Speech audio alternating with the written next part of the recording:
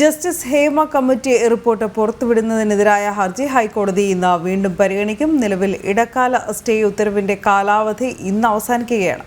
Report പുറത്തുവിടുന്നതിനെതിരെ ചലച്ചിത്ര നിർമ്മാതാവ് സജിമോൻ പാറയിൽ നൽകിയ ഹർജിയാണ് കോടതിയുടെ പരിഗണനയിലുള്ളത്.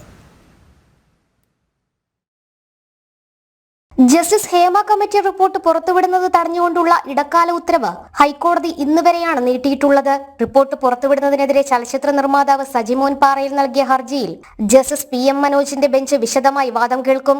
സ്വകാര്യതയെ ലംഘിക്കുന്ന വിവരങ്ങൾ ഒഴിവാക്കിയാണ് ഹേമ കമ്മിറ്റി റിപ്പോർട്ട് പുറത്തുവിടാൻ ഉത്തരവിട്ടതെന്ന് വിവരാവകാശ കമ്മീഷൻ ഹൈക്കോടതിയിൽ കഴിഞ്ഞ തവണ വാദമുന്നയിച്ചിരുന്നു. റിപ്പോർട്ടിലെ 233 പേജുകൾ മാത്രമാണ് പുറത്തുവിടുന്നത്. ഹർജിക്കാരൻ കമ്മിറ്റി നടപടികളുടെ ഭാഗമായിരുന്നില്ലെന്നും മറ്റാർക്കോ വേണ്ടി സംസാരിക്കുന്നതിന്റെ ഭാഗമായാണ് ഹർജിയെന്നുമായിരുന്നു വിവരാവകാശ കമ്മീഷന്റെ വാദം. റിപ്പോർട്ട് പുറത്തുവിട്ടാൽ തന്റെ അടക്കം സ്വകാര്യതയെ ബാധിക്കുമെന്നായിരുന്നു ഹർജിക്കാരന്റെ വാദം. റിപ്പോർട്ട് പുറത്തുവിടുന്നതിൽ പൊതു താൽപര്യമില്ല. ഹേമ കമ്മിറ്റി റിപ്പോർട്ടിൽ പേരുള്ളവരുടെ ഭാഗം കേൾക്കാതെയാണ് പുറത്തുവിടുവാനുള്ള തീരുമാനം. റിപ്പോർട്ട് പ്രസിദ്ധീകരിക്കുന്നത് സ്വാഭാവിക നീതിക്ക് എതിരെന്നും ഹർജിക്കാരൻ വാദമുന്നയിച്ചിരുന്നു.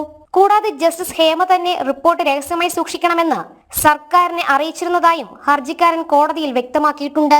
ചലച്ചിത്ര മേഖലയിലെ വനിതകളുടെ പ്രശ്നങ്ങൾ പഠിച്ച ജസ്റ്റിസ് K. ഹേമ കമ്മീഷന്റെ റിപ്പോർട്ട് സ്വകാര്യത സംബന്ധിച്ച വിവരങ്ങൾ ഒഴിവാക്കി പുറത്തുവിടണമെന്ന സംസ്ഥാന വിവരാവകാശ കമ്മീഷന്റെ ഉത്തരവ് റദ്ദാക്കണമെന്നാവശ്യപ്പെട്ടാണ് ഹർജി നിലനിൽക്കുന്നതല്ലെന്നായിരുന്നു സർക്കാരിന്റെ നിലപാട്.